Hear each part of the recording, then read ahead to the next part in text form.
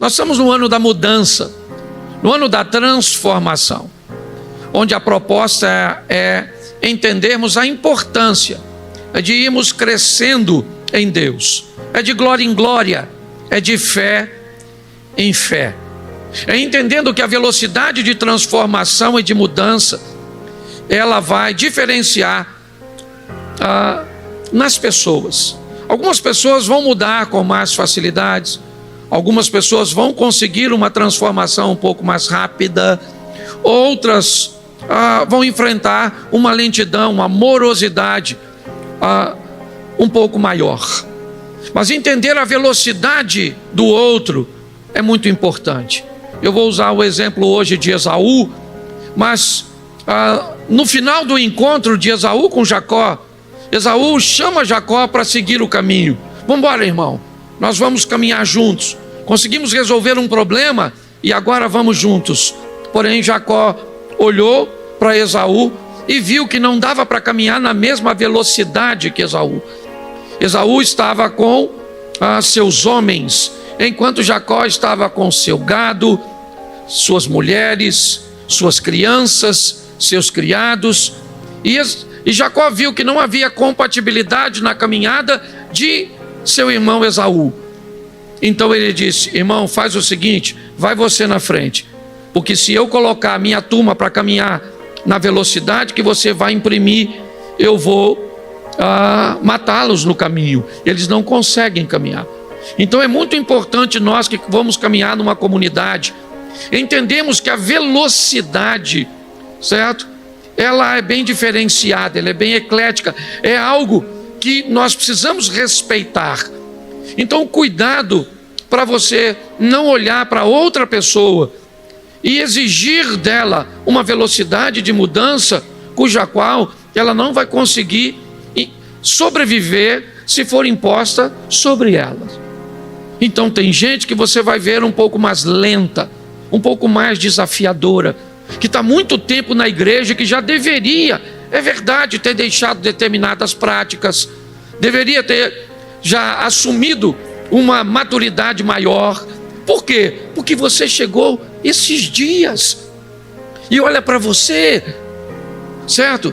Você aparentemente está bem melhor do que ela. A única coisa que revela que você está pior que ela é o julgamento que você fez sobre ela. Talvez se esse julgamento não existisse, isso significaria que você estaria bem mais à frente. Mas exigir de alguém algo que alguém ainda não tem para oferecer é extremamente prejudicial. Então nós vamos começar por um texto que eu não dei lá atrás e já de propósito. Por favor, utilize a Almeida Corrigida Fiel, que aí a gente vai ficar no mesmo, aqui na mesma sintonia, tá certo? Oséias 4:6. Vamos começar por aqui. Oséias, capítulo 4, verso 6. É um texto, às vezes, muito citado, mas um pouco compreendido. Me ajude aí, porque hoje nós vamos usar muito texto. Isso. O meu povo foi destruído porque lhe faltou o conhecimento. Porque tu rejeitaste o conhecimento, também eu te rejeitarei, para que não sejas sacerdote diante de mim. E visto que te esqueceste da lei do teu Deus, também eu me esquecerei de teus filhos. Feche os seus olhos. Senhor nosso Deus e Pai, em nome de Jesus, eis aqui a tua palavra. Continua falando conosco, usa-me como um canal de bênção nesta hora, em nome de Jesus. Amém. Glória a Deus. Amém. A princípio, eu não sei se você observou, mas esse texto é um texto direcionado para uma classe de pessoas, os sacerdotes. Deus está falando com os sacerdotes sobre um conhecimento existente, porém não praticado. Uma informação recebida, porém não utilizada. A falta de conhecimento aqui nesse texto não é a falta de informação, não é a falta de ferramenta. Este povo está cometendo erros os sacerdotes. Eles estão errando, não porque não têm a informação. Eles estão errando porque estão rejeitando a informação que receberam. A informação que eles recebem não é agradável para eles. Elas, determinam que eles façam coisas que eles não querem fazer. Então, quando nós olhamos para esse texto, você pode ir lá, para que não sejais sacerdotes diante de mim. Então a informação é para os sacerdotes. Só que ela é tão importante que ela não acaba neles, certo?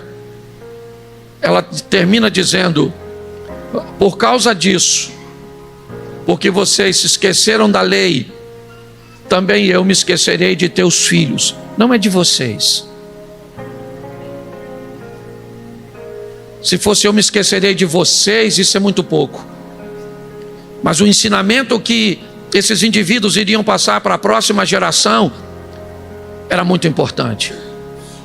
Ensinamentos cujos quais eles não precisavam, simplesmente precisariam ter na sua mente, mas precisariam ter na sua vida. Então hoje, quando nós falamos, e essa é uma grande preocupação que temos aqui, acredito que todas as igrejas têm, mas eu posso falar daqui, é que as pessoas sejam bem instruídas, sejam bem informadas, mas a decisão de aceitar ou rejeitar o conhecimento é de quem ouve. Então, inevitavelmente, nós esperamos a mudança de todos os ouvintes, mas somos maduros o suficiente para entender que essa informação, quando chega aos ouvidos de algumas pessoas, confrontam essas pessoas com situações extremamente vantajosas. E aí, pela vantagem que as pessoas levam mediante a informação, que leva para ela a necessidade de mudança, automaticamente ela rejeita. Porque ela começa a notar que essa informação vai lhe gerar prejuízo, mas ela é transmitida. Então que fique bem claro para a maioria de nós: o povo não é rejeitado porque lhe falta conhecimento. O povo é rejeitado porque o povo rejeita o conhecimento. Tá certo? Então entenda que na igreja vai ter gente de bem e vai ter pessoas com comportamento às vezes pior do que alguém que não está na igreja. Essa é uma grande verdade, certo? E nós temos que sermos maduros para entendermos isso. E o mais importante, não exigimos que essa pessoa saia da igreja. Ela precisa continuar ouvindo, continuar presente. Você está entendendo? Se você bebe, se você fuma, se você se prostitui, se você... Por favor, jamais diga para alguém: seu lugar não é na igreja, seu lugar é aqui sim. E nós cremos que numa oração, num hino, numa escola bíblica, num momento que às vezes menos se espera, a palavra de Deus sai do ouvido, entra no coração e a transformação acontece. Então esse para nós é um ano de mudanças, certo? Um ano de transformação. E hoje eu quero ver com vocês, rapidamente, a história de Jacó, a história de Esaú. Ele é um personagem normalmente pouco citado, tá certo? Mas eu fiz questão de trazer um pouco a visão desse indivíduo, porque ela nos ensina inúmeras lições. Primeiro, ele é nada mais, nada menos que a terceira geração da promessa. Esaú, ele é neto de Abrão, o neto do homem que foi chamado. Ele é filho de Isaque. Ele é a terceira geração dos patriarcas. Mas nós vamos observar algumas coisas na vida desse rapaz.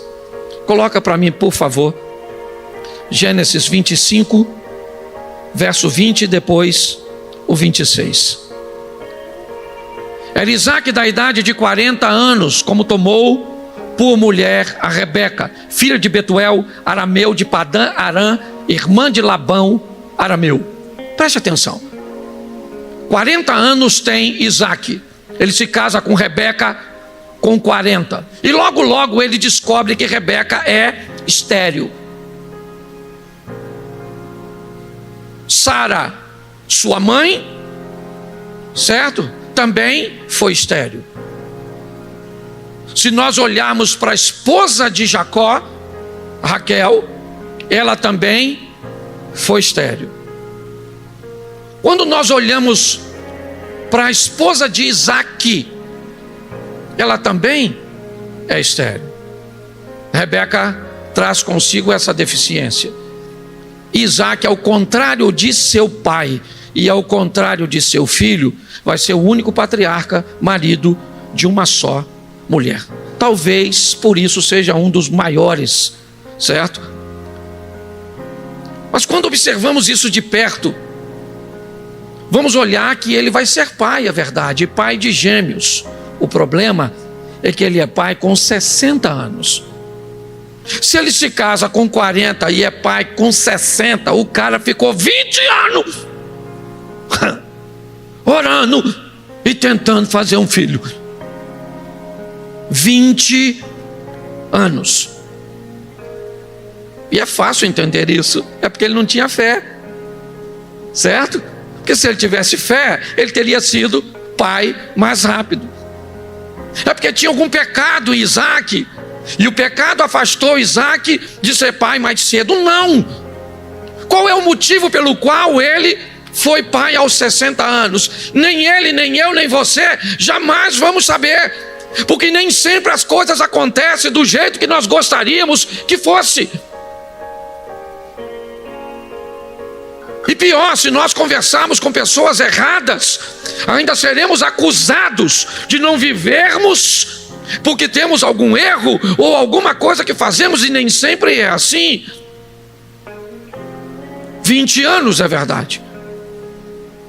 E uma bênção que leva 20 anos para chegar, provavelmente deve ser uma grande bênção. E esses 2 rapazes vão construir histórias diferentes, é verdade, mas de muita honra e de muita glória. Bota o verso 26, por favor. Depois saiu seu irmão, agarrado a sua mão ao calcanhar de Esaú, por isso se chamou seu nome Jacó. Era Isaac da idade de 60 anos, quando o gerou. Olha só, Esaú é o filho primogênito, ele é gêmeos com Jacó. Ele é o primeiro a nascer, e você viu que assim que puxa um, o outro já veio acoplado. O Jacó já deu uma agarradinha no calcanhar, certo? E antes de ver a cabeça do segundo coroar, a mão já apareceu, certo? O menino já disse: eu estou indo no vácuo do primeiro. Mas o primogênito era quem? Esaú. Ele receberia, ou pelo menos deveria receber, a bênção da primogenitura. Mas nós vamos ver que as coisas não foram bem assim. Mas eu vou mostrar isso um pouquinho mais à frente. 25, verso 27. E cresceram os meninos. Esaú foi o homem perito na caça, um homem do campo. Jacó era um homem simples, habitando em tendas. Preste atenção nessa informação, porque ela é preciosíssima. O texto vai falar de alguém que é habilidoso. Ele nasceu primeiro, é verdade. Ele era um homem que, segundo a Bíblia, ele era perito, ele era muito bom naquilo que ele fazia, altamente capacitado para caçar. Era um homem forte, apesar de ser gêmeos, certo? Eles não eram idênticos. Jacó não tinha a mesma pelagem de Esaú. Se fossem idênticos, certo? Na hora de se apresentar a Isaac, não precisaria colocar, era só mudar um pouquinho a voz. Mas o texto faz questão de dizer que esse cara era bom naquilo que fazia, e faz questão de dizer que o outro era uma pessoa simples. E por que isso? Dá uma olhada nesse texto. Volta um pouquinho ao verso 23. 23, por favor. O Senhor disse: 2 nações há no seu ventre. Uma conversa entre Rebeca e Deus. 2 povos se dividirão das tuas entranhas. Um povo será mais forte que o outro, e o maior servirá ao menor. Aprenda uma coisa: perícia, habilidade, conhecimento, formação nunca vai ser superior a chamado. Não se atrapalhe com isso. Você pode caminhar com alguém que tem menos sabedoria que você, seja menos capacitado, você pode, e você é muito mais habilidoso, tem muito mais conhecimento, muito mais formação, você é bom demais, você é perito em diversas coisas, mas o chamado sempre será maior que a habilidade. Isso vai gerar problema. É lógico que isso vai dar problema, porque não há maturidade no reconhecimento disso. E Esaú vai sofrer bastante com isso, porque ele é o primogênito, ele é mais forte, ele é mais habilidoso. Jacó é um cara de casa, pacífico, um cozinheirozinho, vamos dizer assim. Mas ele tem chamado, entendeu? Chamado supera. Se puder andar juntos, chamado e habilidade, o indivíduo vai se tornar uma explosão extraordinária. Mas se não, se você é habilidoso, aprenda a respeitar chamado. E se você tem chamado, aprenda a respeitar habilidades. Posso ouvir um amém? Entendeu? Às vezes você pode vir na igreja, ouvir um cara, o cara fala: nós vai, nós foi, problema, porque nós estamos cheios de problema. Certo? E o cara fala a mesma frase que você, e quando ele fala, o fogo cai, e quando você fala, não acontece nada. O nome disso é chamado.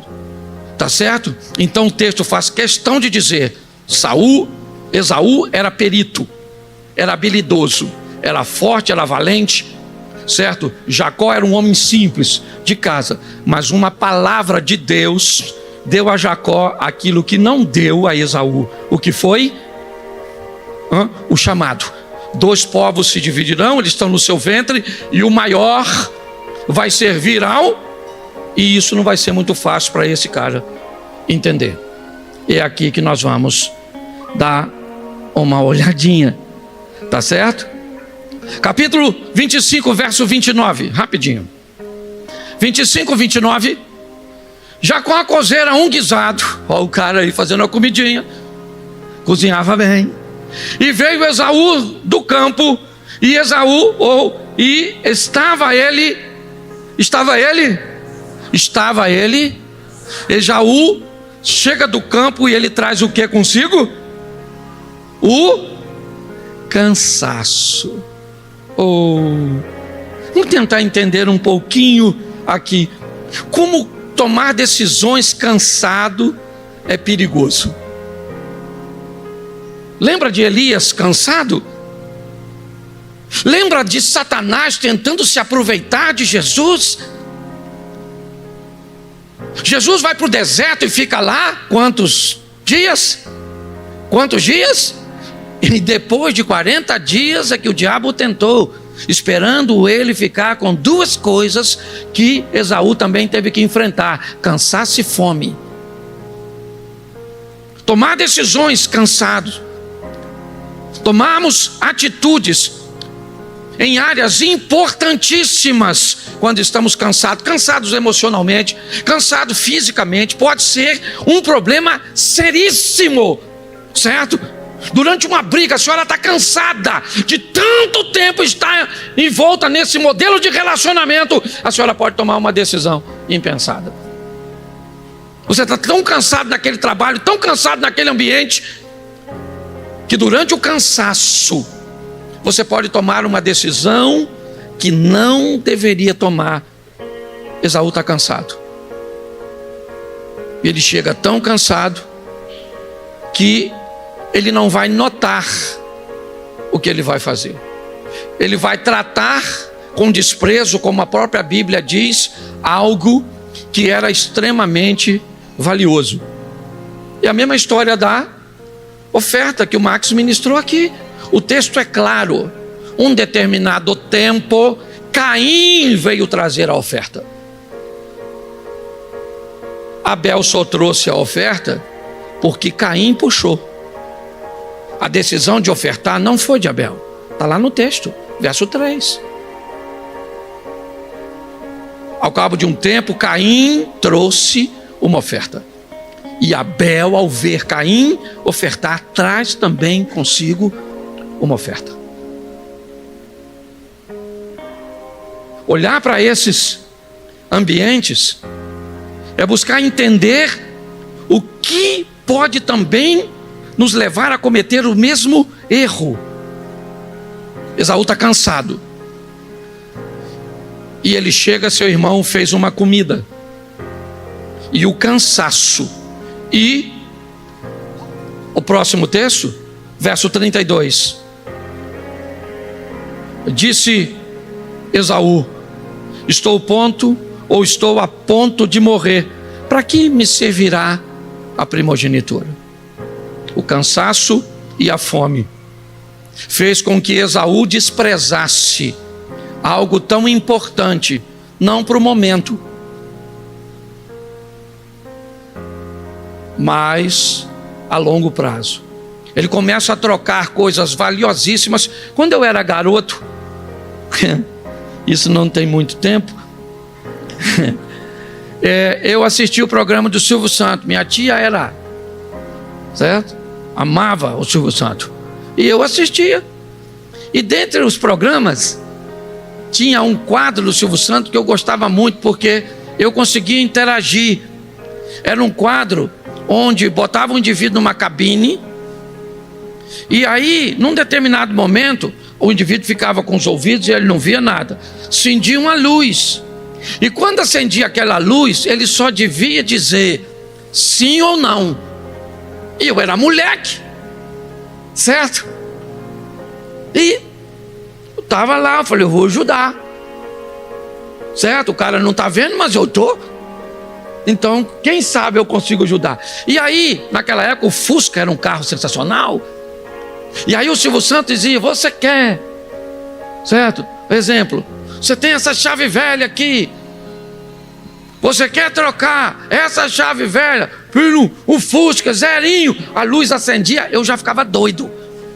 Sim, sim, sim, sim, sim. E o cara gritava, sim. Eu falava, é isso aí, maluco.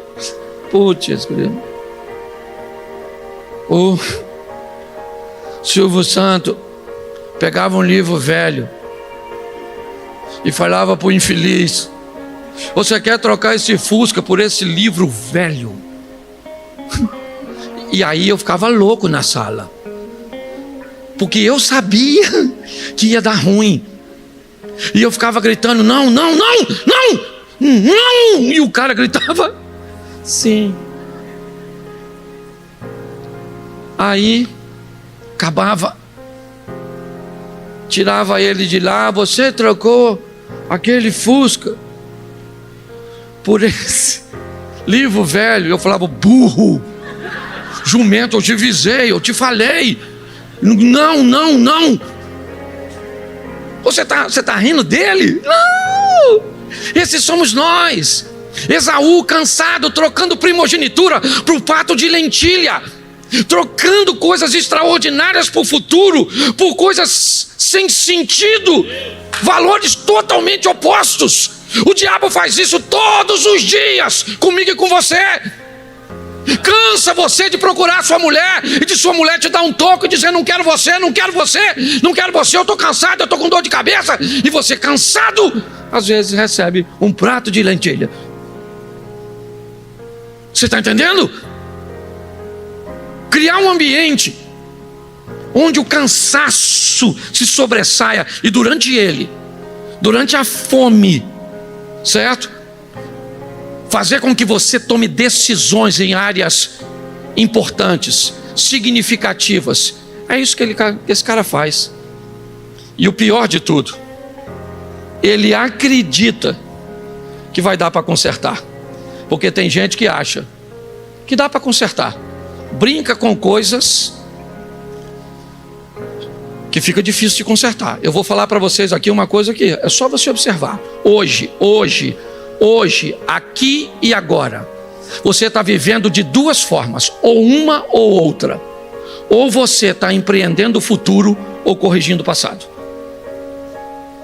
No seu casamento, ou você está empreendendo o futuro, ou você está corrigindo o que fez. Nas suas finanças, ou você está empreendendo o futuro, ou corrigindo o que fez. Na sua credibilidade, ou você está construindo um futuro, ou você está corrigindo o seu passado. Brinque com o presente, brinque. Trate ele de qualquer forma, trate. Receba um elogio e seja soberbo. Faça. Alguém diz que você é grande. E quando receber a informação de que alguém te achou grande, diga que essa pessoa está certa. Diga. E pergunte depois o que essa pessoa pensa a seu respeito. Você foi de 100 a 0 em questões de segundo. É importantíssimo entendermos isso. Brincar com o presente é uma coisa muito séria. E está escrito ali, verso 34. Coloca 2 para frente.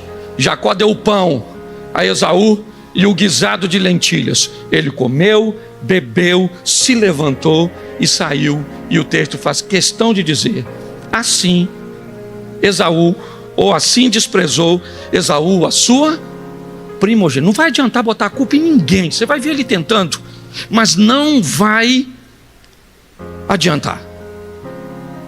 É verdade. Ele vai ter que colher o que plantou. Nós vamos ver o final dessa história, porque esse é um Esaú.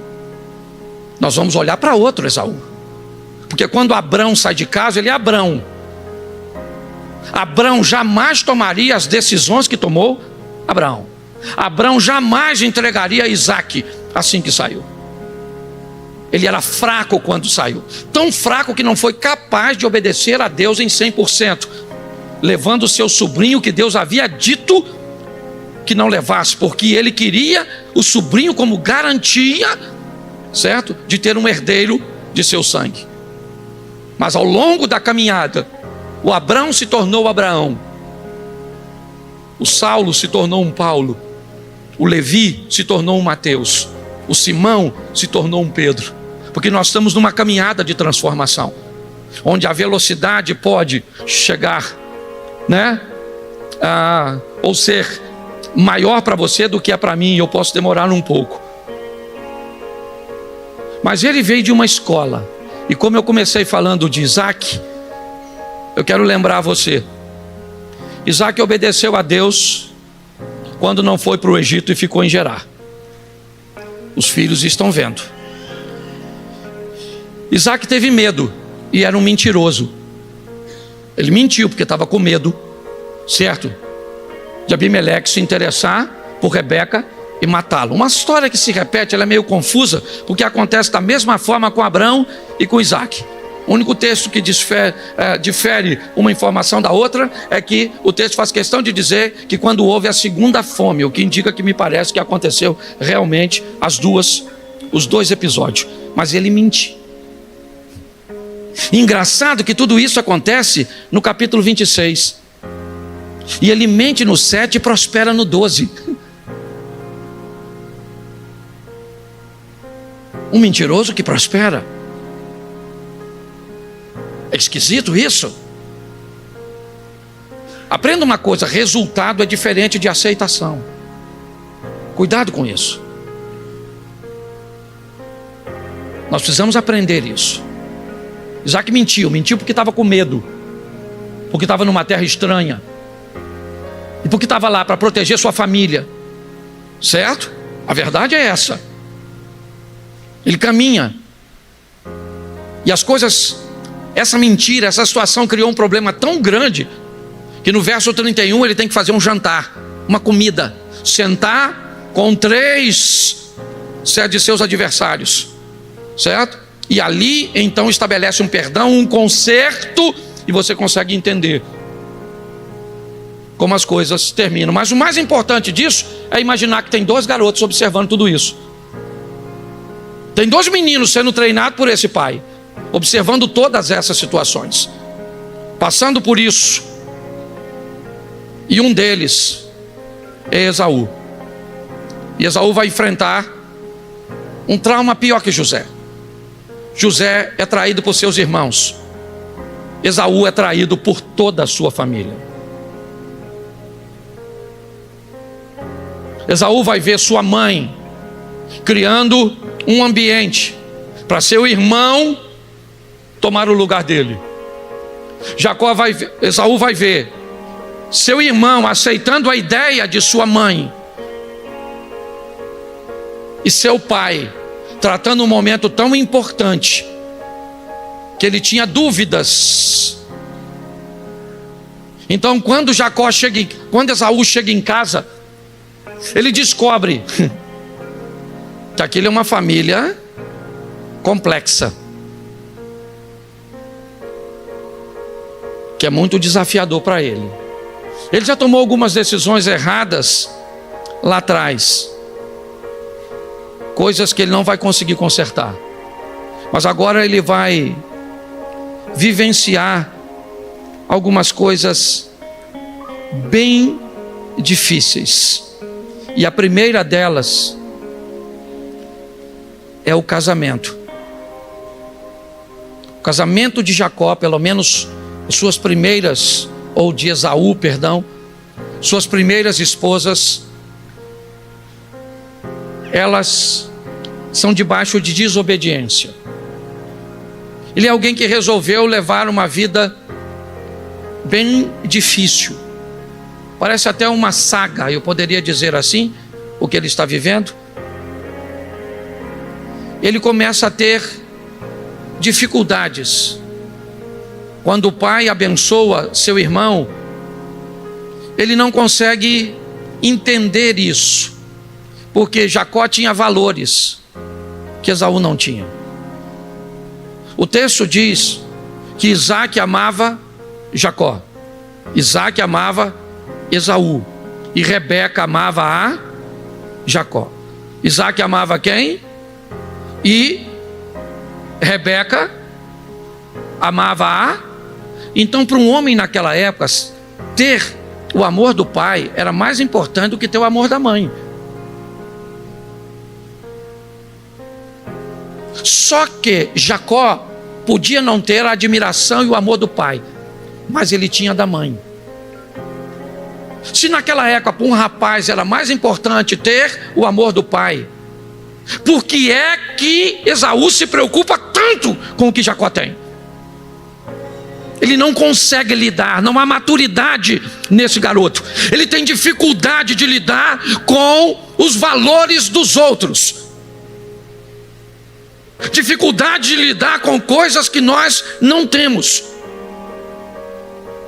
Sempre vai ter alguém que vai ser respeitado, vai ter coisas, vai fazer coisas melhor do que nós.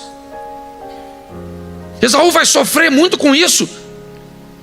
Ele vai ter muita dificuldade de gerenciar essas coisas, lidar com os valores, com a desobediência. Mas quando o problema acontece, coloca o capítulo 27, verso 36. Eu gosto desse texto. Você já conhece o restante da história? Então disse ele, quem está dizendo isso é Esaú: não é o seu nome justamente Jacó? Tanto que já o quê? Já o quê? 2 vezes o quê? Mentira. Mentira de Esaú. Uma vez, tudo bem. Uma vez eu posso tolerar, porque quando ele se junta com Raquel, ou quando ele se junta com Rebeca para enganar Isaac, ele está no rolo, sim ou não? Agora me diz, o dia que Esaú chegou cansado, com fome, que Jacó disse, me vende a sua primogenitura, o que ele disse? Vendo. Ele foi enganado, sim ou não? Ele vendeu por quê? Ele vendeu por quê? Mas na hora de prestar conta, na hora que o problema aparece, na hora que a fatura chega, aí nós queremos botar a culpa toda no outro. Você não tem culpa nenhuma, seu casamento está desse jeito. É tudo seu cônjuge. Você não tem culpa nenhuma de estar desse jeito. A culpa é dos seus pais. Você não tem problema nenhum para estar nessa crise econômica. A culpa é só do governo. É só. Transferir a culpa para os outros é algo muito antigo, certo? Adão, por que você pecou? Eu, foi a mulher que o Senhor me deu. Eva, por que você fez isso? Eu, foi a serpente que me enganou. Te garanto que não tinha nenhum bichinho passando por ali naquela ocasião. Que se tivesse, a serpente falava, não fui eu, foi o rato. Porque transferir a responsabilidade, quando a fatura chega, é isso que ele está vivendo. Certo? O texto diz, 2 vezes. Nossa, aquilo lá está esquisito. 2 vezes. O quê? Vamos aqui que fica mais fácil. Então disse, não é o seu nome justamente Jacó? Tanto que já 2 vezes ele me enganou. A minha primogenitura me tomou. Não tomou. Você vendeu, cara. Tudo bem que Jacó, certo, também tem sua parcela, e grande. Porque vamos imaginar que eu comprei a primogenitura do Max. Nós somos irmãos. Então tá certo. Chegou a hora de acontecer certo? Minha mãe chega e me avisa, olha, seu pai vai abençoar. Então acontece tudo isso. Eu ia falar para minha mãe, se eu fosse Jacó, ô mãe, não vou nessa não, não precisa preparar nada não, deixa comigo que eu resolvo. Ô Zaú, vamos lá falar com o papai. Pai, estou aqui, ó. Ô Zaú, falar uma parada para o senhor. Zaú, se eu estou mentindo, fala. Aquele dia você chegou cansado, você chegou com fome, e eu falei para você, não vou dar minha comida, que a comida é minha. Coisa de irmão, mas eu não quis dar. E você falou assim, eu vendo a minha primogenitura pela comida. Então você me vendeu. Ele podia fazer isso, sim ou não? Sim ou não? Mas fez, porque ele também tinha sua parcela mas isso não tira a culpa daquilo que Esaú fez. Pare de tentar colocar o resultado das suas escolhas nas costas do outro. Não vai rolar. Mas como eu disse, o que está acontecendo aqui é bem interessante. Volta para mim aqui, filho. Coloca o 36. 36 ainda. Eis que agora me tomou a minha bênção. E ele perguntou, não reservaste por mim, ou não reservaste, pois, para mim nenhuma bênção? Não sobrou nada para mim? Verso 38. Ele disse Esaú a seu pai, tens só uma bênção, meu pai? Abençoa-me também a mim, meu pai. Levantou Esaú a sua voz e chorou. Quando eu li esse texto, eu imaginei a tristeza que esse cara devia estar. Precisava estar vivendo isso, sim ou não? E por que está vivendo? Satanás. Satanás, gente, o inimigo está furioso, porque o inimigo se levantou. Não, cansaço, fome, certo? Tomar decisões em ambientes errados, pautado em desobediência, fazer coisas escuras, às escuras, fizeram com que ele fosse para esse caminho. E sabe o que o neto de Abrão está pedindo? Uma migalha. Sobrou alguma coisa para mim? Sobrou, gente. Está assim de gente filho de Deus, vivendo das sobras. Está assim de gente que tem que pegar o que está sobrando, o que está caindo da mesa, sabe? Porque suas decisões, sua postura, certo? Não condiz com quem és. Então, sempre, isso acaba se repetindo. O senhor não tem nenhuma bênção para mim? Veja aí, se sobrou alguma coisa para mim.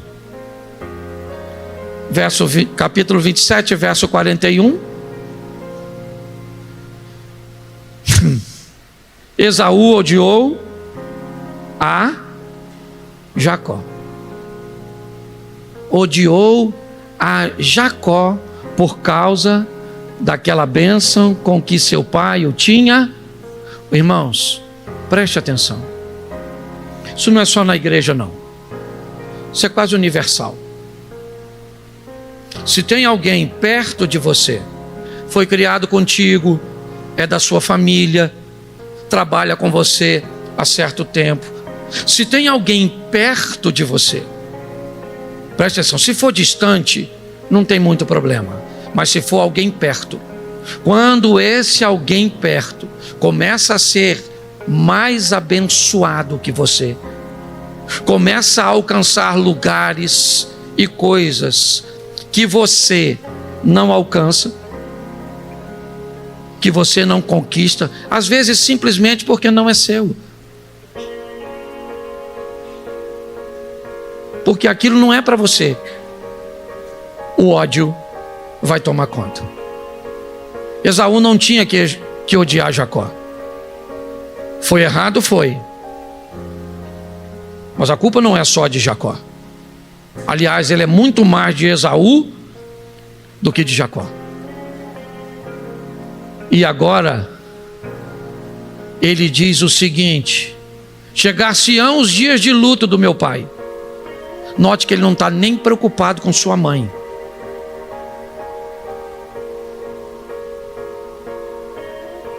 Chegar-se-ão, ele disse para os outros: não vou matar Jacó agora por causa de papai, porque por mamãe eu matava ele. É mais ou menos isso.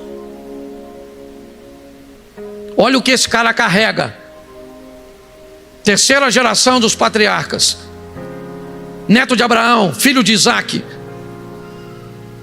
Preste atenção, um homem de Deus. Você é um homem de Deus. Um homem de Deus que vai aprender que a vida te prepara situações que você pode tomar decisões, porque Esaú está vivendo isso por situações da vida, é verdade, mas também por problemas que ele mesmo procurou com suas decisões. Ele diz: chegar-se-ão os dias de luto do meu pai, e eu matarei Jacó. Meu irmão, eu vou matar meu irmão. É uma coisa decidida. Agora ele não tem mais simplesmente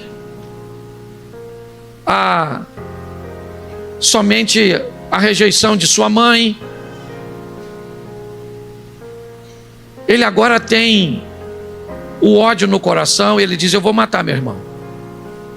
Eu vou matar meu irmão. Rebeca então descobre isso por terceiros, chama Jacó e diz: meu filho, teu irmão disse que vai te matar. Faz o seguinte, pega aqui, viaja para Padã Arã, para a casa de meu irmão Labão, e fica lá. A hora que ele ficar mais calmo, a hora que ele acalmar, eu mando você voltar. Olhe bem, o que ela está tentando é resolver o que ela mesmo criou. Só que não dá mais tempo. Não dá mais tempo para ela. Algumas decisões não dá tempo de corrigir. Não dá. Observe sua idade. Há um tempo atrás, uma menina nova aqui da igreja me procurou e disse: pastor, eu tenho um emprego mais ou menos aqui e eu estou querendo ir para os Estados Unidos, tentar alguma coisa lá. O senhor conhece alguém? Tem como arrumar alguma coisa? Eu falei: eu conheço algumas pessoas. Ela falou: eu tenho um filho, né? E eu não vou poder levá-lo agora. Mas o senhor acha? O que o senhor acha? Eu estou animada para ir. E eu vi que ela era nova. Eu disse, vai. O senhor acha que vai dar certo? Não tem muito problema. Você ainda tem tempo para cometer erros, então vai. Ela foi, ficou alguns meses e não deu certo. Ela voltou e falou, pastor, eu acabei tendo que voltar. Eu disse, calma, fique tranquila. Agora na última viagem que eu fiz, agora no início do ano, ela está morando lá, está muito bem empregada, casou, está vivendo. Mas ela tinha margem para erros. Tem pessoas que não podem cometer mais erros, senão fica difícil.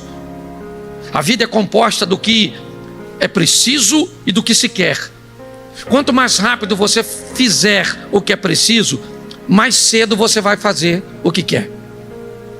Quem começa fazendo, você está novinho aí, ó, adolescente, jovem. Você quer fazer algumas coisas. E o que é preciso, muitas vezes você não quer. Vou te dar uma notícia. Quanto mais cedo você começar a fazer o que é preciso, mais cedo você vai fazer o que você quer. Quanto mais tarde você fizer o que é preciso, mais tarde você vai poder fazer o que quer. Tem gente aqui que quando era novo teve bons empregos, gastou, se divertiu, usou drogas, brincou, tudo isso numa fase da vida que deveria estar fazendo o que era preciso, mas resolveu fazer o que queria. Então tá bom, o tempo chegou. Hoje você vê o cara que deveria estar tendo uma vida melhor, no final da vida dele, ele está tendo uma vida muito pior do que no começo. Porque se inverter dá problema. Esaú agora vai ver seu irmão ir embora. Ele não pode matar o irmão, porque disse que não mataria porque seu pai estava vivo. Então ele tem que ver o irmão ir embora. E pior, tem que ver sua mãe chorar porque está vendo aquele infeliz ir embora, seu pai triste porque está vendo aquele indivíduo ir embora. Ou seja, ele ainda tem que lidar com a dor da partida de um cara que não vale nada para ele. E boa parte do que Jacó vale para Esaú foi construída pelo próprio Esaú. Isso é que é mais difícil. Boa parte da... Como é que eu vou falar?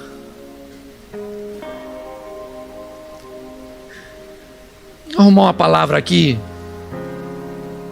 Mas boa parte da frustração que você tem sobre uma pessoa não foi construída por ela. Foi construída por uma expectativa errada sua. Por um lugar que você colocou essa pessoa que ela nunca deveria ter estado. E hoje você se decepciona com ela, parece que está tudo nela, mas não. Boa parte da sua decepção foi construída por você. Ele vê seu irmão ir embora e fica, não pode matá-lo. Jacó vai embora. Esaú fica tão revoltado que se casa com duas mulheres só para desobedecer seu pai e a sua mãe. Era uma forma que ele tinha de dividir sua dor, de trocar aquele choro, aquela coisa do seu irmão, certo? Pela agora a tristeza de vê-lo casar com aquelas duas mulheres, ele faz isso. Mas sabe o que é mais interessante?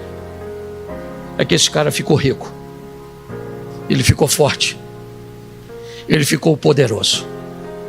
Jacó é outra história. Está indo para lá, para casar, trabalhar quase 21 anos, certo? Porque também o que Jacó fez com Esaú foi atrás dele. Ele não traiu o irmão? Traiu, foi lá, trabalhou por Labão para casar com a gostosinha Raquel. No dia do casamento, o velho trocou, deu a outra, a bagunçadinha, casou. Você está entendendo? Nem discutiu muito, está tudo lá. Mas o cara daqui está crescendo. Eu acho muito legal quando o texto diz que o maior serve o menor. Esaú não é maior apenas no tamanho, ele é maior na grana. Até hoje, os árabes são mais ricos que os judeus, certo? Até hoje, o maior serviria o menor, mas ele está vivendo. E me parece que a vida está ensinando Esaú. Eu não tenho muita coisa para falar dele, porque só vai até aqui.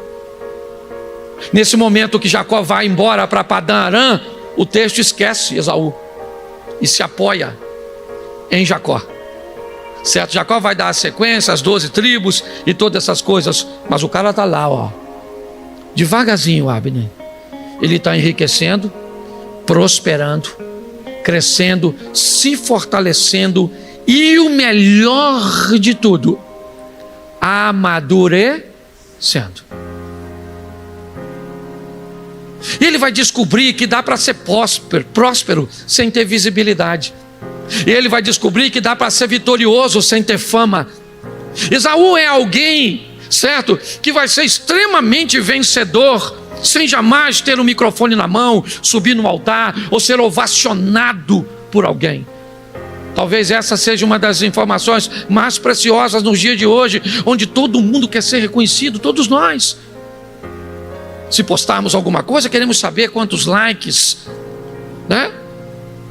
Ou se os comentários são positivos ou negativos. Não, a partir desse texto,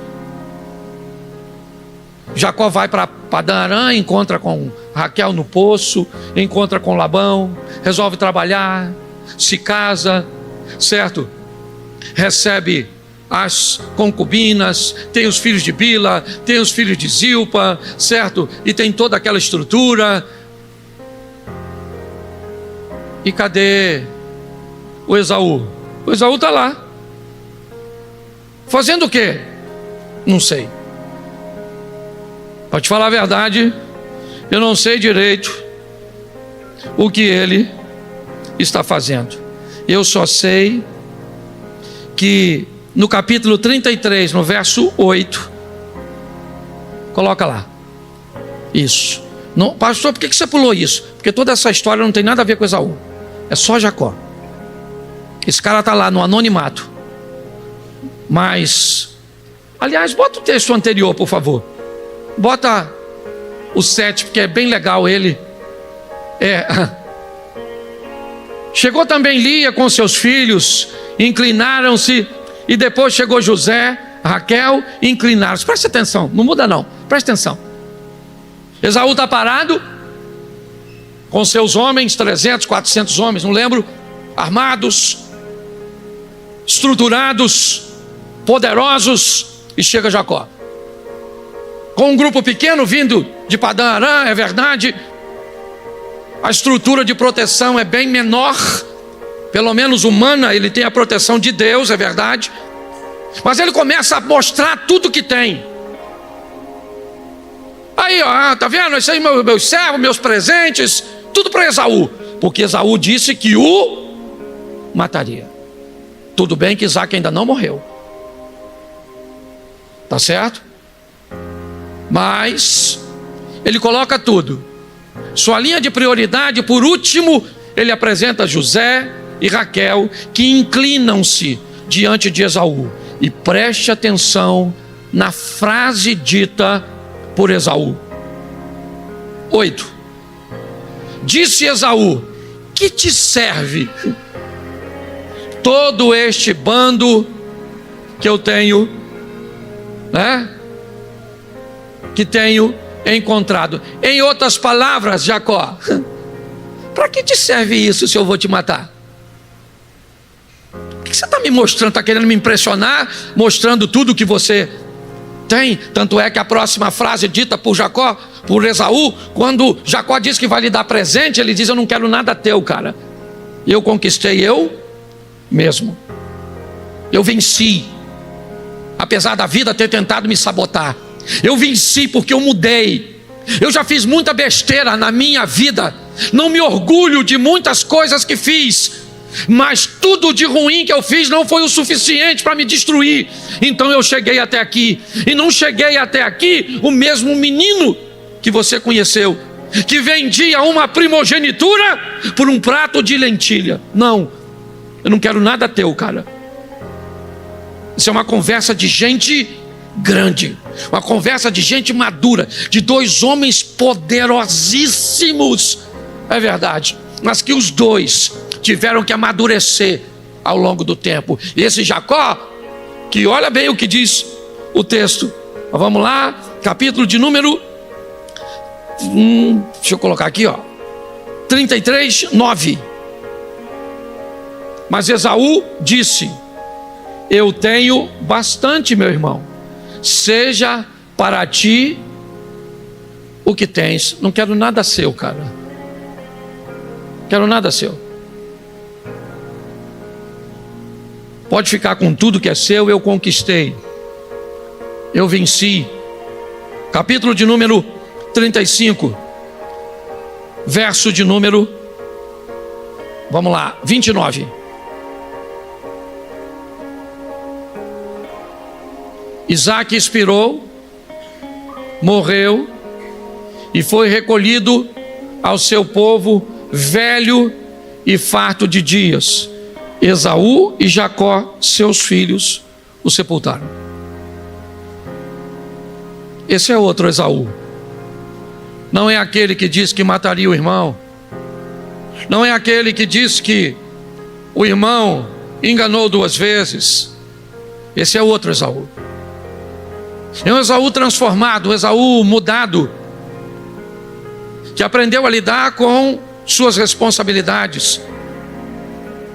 Quando ele encontra-se com Jacó no Val de Jaboque, Jacó estava lá orando para receber o perdão do irmão, porque a nível de força, Esaú era mais forte que ele. Quando eles se perdoam, Jacó ouve Esaú dizer: vamos embora junto, mano. E aí eu volto ao começo. Jacó disse: eu não vou poder ir com você, cara. Vai à frente. E Esaú resolve ir para as montanhas, Seir.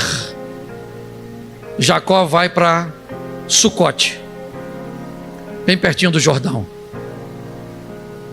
Esaú vai morar nas montanhas, lugar difícil, desafiador, mas ele é forte o suficiente para sobreviver ali. Jacó vai para um outro lado, um lado que mais tem a ver com ele, mas os dois são vencedores. É importante nós buscarmos a entender quem somos nós, o que estamos fazendo. Somos Jacó querendo ser Esaú, Esaú querendo ser Jacó, queremos ser Raquel, que quer ser mãe de filhos, queremos ser Lia, que é amada, porque me parece, irmãos, que sempre queremos aquilo que não temos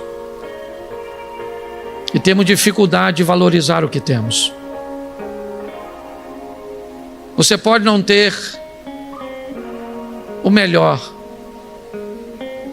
mas você pode tirar o melhor de tudo que tem. A maturidade nos ensina isso. Esaú é um exemplo de um anônimo, porque o Jacó a gente já sabe, né? É o pai do José, vai passar o final de sua vida no Egito. Mas e nós? Somos capazes de entender a beleza de um sucesso no anonimato? Essa palavra mexeu muito com o meu coração, eu estou terminando, porque eu estava vendo um indivíduo hoje. Eu estava preparando a mensagem, terminando de prepará-la, e eu vi um indivíduo falar de fama. E eu fiquei pensando E ele estava criticando a fama. E eu olhei e disse, Deus disse a Davi, você não era ninguém, cara, quem te deixou famoso fui eu. Quem deu fama a Abrão foi Deus.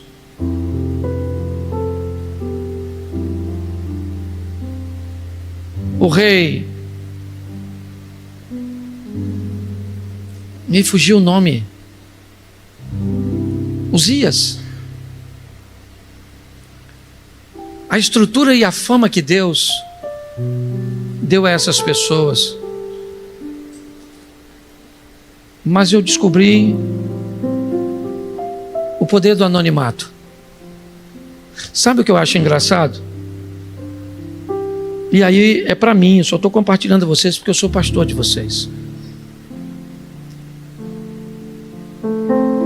Alguém sabe precisar qual é a data do Instagram? Quando ele iniciou? Alguém consegue só dizer o ano? Quando? 13. Só falar alto para me saber aqui. 2013? 13. 2013. Ou seja, tem 13 anos que o Instagram existe. Certo? Hoje você consegue ver pessoas atingirem 5, 10 milhões em apenas uma situação. A velocidade ela é muito rápida. E eu fiquei pensando, olhando para mim, que às vezes as pessoas acham que eu sou famoso.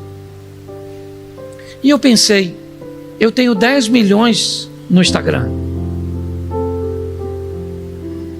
E eu levei 13 anos para ter 10 milhões. Eu cheguei à conclusão que não tem fama nenhuma. O que tem é a presença de Deus e ela é mais valiosa. O que as pessoas pensam a meu respeito, tem gente que acha que eu sou para lá ou para cá. Sou mais do que eu sou menos do que eu sou, mas o importante é que eu saiba quem eu sou. A proposta hoje é deixar uma mensagem para o povo que caminha comigo. Se Deus quiser nos projetar, que nos projete. Se Deus quiser nos levar, que nos leve. Mas se não nos levar para onde nós gostaríamos de estar, de vivermos outras coisas que outras pessoas estão vivendo, eu quero ser Esaú. Eu quero ser alguém que no final termine melhor do que no começo. Alguém que seja capaz de abraçar o seu traidor, de o beijar, de estar juntos no ambiente cujo qual que ele diria, assim que acontecer, eu mato você. Alguém que foi maduro o suficiente para entender que os dois não davam para caminhar juntos. Um vai morar em Seir, outro vai morar em Sucote. Porque às vezes tem situações cujos quais a distância da individualidade é um dos ambientes mais seguros. Termino dizendo, a maioria da igreja, acredito eu, vai morar no céu, mas sem aprender a habilidade de viver na terra. Cuidado com o cansaço, cuidado com a fome, cuidado com os ambientes cujos quais Satanás pode se aproveitar. Feche seus olhos, eu quero orar. Pai, em nome de Jesus, eu quero nos entregar em Tuas mãos, para que possamos amadurecer, entendermos as qualidades, entendemos, ó Deus, as coisas que outras pessoas são capazes de fazer e nós não. Entender, ó Deus, que pessoas terão coisas que nós talvez nunca iremos provar. Entendemos que às vezes as pessoas que deveriam nos proteger, nos guardar, serão aquelas que irão nos trair. Eu quero falar hoje sobre a importância de entendermos que a salvação é para todos, mas não é para todo mundo. Quando nós olhamos o ladrão na cruz, os dois, nós vemos que nitidamente um resolve não ir. O Salvador está no meio dos dois. Jesus poderia salvar ambos. Os dois eram ladrões. O que haviam roubado ou a quantidade não interessava. Jesus está no meio e pode levar os dois para o mesmo ambiente. Mas um decidiu que não ia. Ele também poderia ser salvo, mas ele não quis. A Bíblia conta a história de um homem que vai celebrar um casamento. E durante a celebração do casamento, nota-se que um dos convidados não está com a veste adequada para a festividade. Então, aquele indivíduo é expulso da festa. Essa também é uma conotação que nos é apresentada para aqueles que não vão entrar no reino de Deus, não serão salvos. Eu sei que por mais que seja doloroso, por mais desafiador que seja, fica muito difícil para nós olharmos e sentenciarmos alguém com a sentença do inferno, com a perdição eterna. É verdade. É um desafio muito grande fazer isso. Aliás, eu acredito que todo indivíduo tem o direito de dizer que está salvo, ou que é salvo em Cristo Jesus. Mas ninguém tem o direito de dizer que o outro está perdido. Mas cuidado com aquilo que se ouve. Cuidado com o evangelho ou com a exposição da palavra, onde viver com Deus não requer nenhuma mudança. Cuidado com as exposições onde Deus tem que se moldar a você. Deus tem que entender suas fraquezas, porque Ele não é capaz de te dar força. Deus tem que entender suas dificuldades, porque Ele não pode suprir. Cuidado com a exposição de que Deus tem que se encaixar nas suas vontades, nos seus desejos. Porque se pensarmos assim, cá convenhamos, Deus, na verdade, somos nós e não Ele. Se tudo gira em torno de nós, na verdade, nós somos o centro das atenções. Então temos que ter muito cuidado quando vamos olhar para isso, porque estamos vivendo um tempo onde as pessoas, elas querem ser ouvidas, ser assistidas e ganhar a sua atenção. E para ganhar a sua atenção, elas são capazes de dizer sempre o que lhe convém, sempre o que lhe agrada. E isso é um grande perigo. Hoje um pastor tem na igreja, às vezes 3, 4 horas por semana, para combater todo o conteúdo ministrado o tempo inteiro, né? Até porque o algoritmo, ele reconhece o que você assiste, ele reconhece o que lhe interessa. Então, se você se interessa por assuntos religiosos, ele manda o tempo inteiro isso para você, sem discriminação. Vai colocar todo o conteúdo que envolva, certo, a religiosidade para você. E hoje muitas pessoas despreparadas acabam se atrapalhando.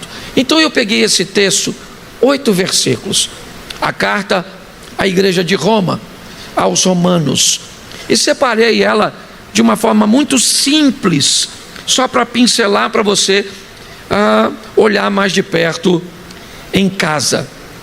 O capítulo 1, o verso 5, diz assim: tendo sido, pois, justificados pela fé, temos paz com Deus por nosso Senhor, Jesus Cristo. Coloca na tela Romanos 5:10. Porque se nós, sendo inimigos, fomos reconciliados com Deus. Preste atenção aqui. Segundo a Bíblia, e é muito importante olharmos isso. Eu estava hoje conversando com um grupo e eu disse para eles: se vamos discutir um assunto, é importante entendermos sobre qual ótica, sobre qual prisma, certo? Nós vamos discutir. Aqui nós estamos numa igreja, então o padrão é a Bíblia. Então o que a Bíblia me diz, o que ela me orienta, é que o pecado me tornou um inimigo de Deus. O pecado criou uma separação, e com ele eu estou impedido de acessar a Deus. Eu não tenho condições de fazer isso. Não há dinheiro no mundo, não há ninguém que possa me tornar amigo de Deus. Então o verso 1 do capítulo 5, ele diz: temos paz com Deus. O texto quer nos dizer que o inimigo deixa de ser inimigo, que o adversário agora não é mais adversário, que o problema agora ele está sanado, a dívida foi quitada. O apóstolo Paulo está dizendo algo muito precioso. A fé em Cristo Jesus faz com que o pecador deixe de ser inimigo de Deus e passe a lhe ser amigo, passa a lhe ser filho. Essa é a exposição que a Bíblia está tentando nos oferecer. E mais do que isso, coloca Atos 4:12. Atos 4, verso 12. Eu vou usar bastante, tem um texto que eu não dei para vocês aí. Bom, em nenhum outro há salvação, porque também debaixo do céu em nenhum outro nome há dado entre os homens pelo qual devamos ser salvos. Esse é um texto que diz que só existe um, segundo a Bíblia, ok? Segundo a Bíblia. Você quer dizer que alguém vai reencarnar, vai nascer de novo e vai buscar, né, a perfeição? Beleza, isso não é Bíblia, não é isso que nós usamos por base aqui. Eu preciso só que dê uma olhadinha na criança, tá certo? Então, olhe bem, em nenhum outro há salvação, só em Jesus Cristo. Quando eu consigo entender isso, eu já vou eliminando todas as outras possibilidades. E ele faz questão de dizer: em nenhum outro nome dado entre os homens. Não interessa, entendeu? Em nenhum outro ser humano, ou aquilo que o ser humano nomeou, com todo respeito, seja ele um santo, seja ele Maria, seja ele quem for, todos têm a sua ocupação, todos têm o seu lugar, certo? A sua posição de honra, ok? É verdade, pela vida que teve, mas quando o assunto é salvação, e é isso que está em jogo aqui, não há ninguém que consiga mediar a paz entre Deus e o homem, se não for Jesus. Se você não acredita nisso, mas tem dúvidas, seu lugar é aqui. Se você não acredita nisso e não quer acreditar, seu lugar não é aqui. Porque em todo tempo você vai ouvir que Cristo é único e suficiente Salvador. Não há nenhuma outra forma de se reconciliar com Deus se não for por Jesus Cristo. Coloca João 14:6. João 14, verso 6. E disse Jesus: eu sou o caminho. Eu sou o caminho. Não há ninguém além dele capaz de criar a possibilidade, certo? De termos um encontro com Deus. Ou seja, pastor, como é que funciona? É simples. Eu recebo a palavra do Evangelho, eu escuto uma música pautada na Bíblia, alguém me influencia,